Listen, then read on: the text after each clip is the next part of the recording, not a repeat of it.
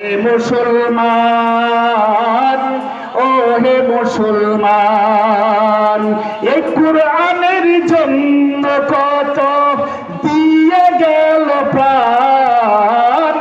এই কুরআনের জন্য কত দিয়ে গেল প্রাণ। এই কুরআন পড়ো, এই কুরআন ধরো, ও হে মুসলমান,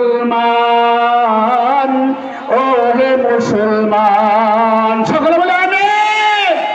ভাইরা আমার, আমাদেরকে এই কোরআন পড়তে হবে, কোরআন ধরতে হবে। কার কথা?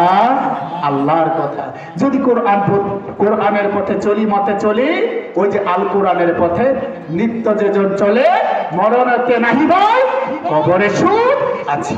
যদি কোরআন নিয়ে আমি চলতে পারি, বাঁচতে পারি, এই কোরআন চাইয়া কবরের মধ্যে সুপারিশ কইরা তারপর আপনাকে জান্নাতের ব্যবস্থা করে দিবেন। সুবহানাল্লাহ।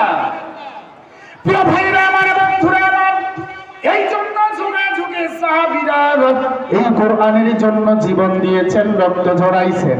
শুধু সাহাবীরা নয়, অদ্যাবধি পর্যন্ত যুগে যুগে আপনার কি আল্লাহওয়ালা বুজুর্গানে দিন, এমনকি ওলামায়ে কেরাম পর্যন্ত কোরআন